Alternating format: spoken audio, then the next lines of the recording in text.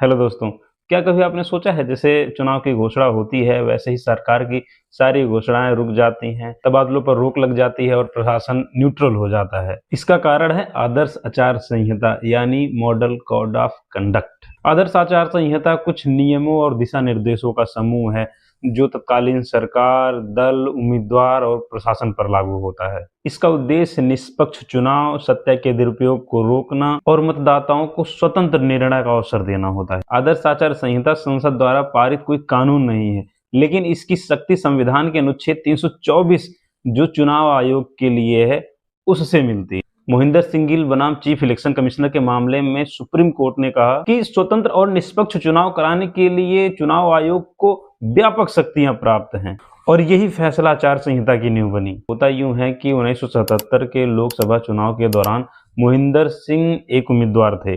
मतदान के दौरान हिंसा और अव्यवस्था फैलती है तो चुनाव आयोग ने चुनाव रद्द कर दिया और फिर से चुनाव कराने का आदेश दिया।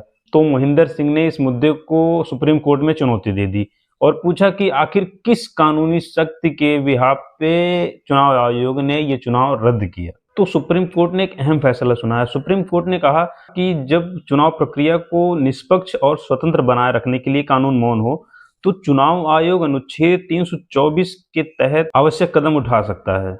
जैसे ही निर्वाचन आयोग चुनाव की तारीख की घोषणा करती है, उसी दिन से आदर्श आचार संहिता लग जाती है और ये चुनाव के परिणाम के दिन तक लागू रहता है। यह संहिता तत्कालीन सरकार को भी सीमित करती है। जैसे आचार संहिता के दौरान नई योजनाओं की घोषणा नहीं की जाती, सरकारी संस्थानों से प्रचार नहीं होता, ऐसे निर्णय नहीं लिए जाते जो मतदाताओं को प्रभावित करें। ऐसे सुब्रमण्यम बालाजी बनाम तमिलनाडु राज्य के मामले में सुप्रीम कोर्ट ने कहा सरकारी संसाधनों का प्रयोग मतदाताओं को लुभाने के लिए नहीं किया जाएगा। अधिकारी और कर्मचारियों को भी महत्वपूर्ण निर्देश होते हैं। जैसे चुनाव के दौरान अधिकारी और कर्मचारीगण निष्पक्ष रहते हैं, किसी राजनीतिक गतिविधि में भाग नहीं लेते और निर्वाचन आयोग के नियमों का पालन करते हैं। चुनाव के दौरान कोई उम्मीदवार धर्म, जाति या समुदाय के नाम पर वोट नहीं मांग सकता, विरोधियों के विरुद्ध अपमानजनक भाषा का प्रयोग नहीं कर सकता, धन या उपहार देकर मत प्रभावित नहीं कर सकते। अभिराम सिंह बनाम सीडी कोमाचिन मामले में कोर्ट ने कहा कि धर्म, जाति या समुदाय के आधार पर वोट मांगना चुनावी भ्रष्ट आचरण है। वर्तमान समय में चुनाव डिजिटल प्लेटफॉर्म पे भी लड़े जाते हैं,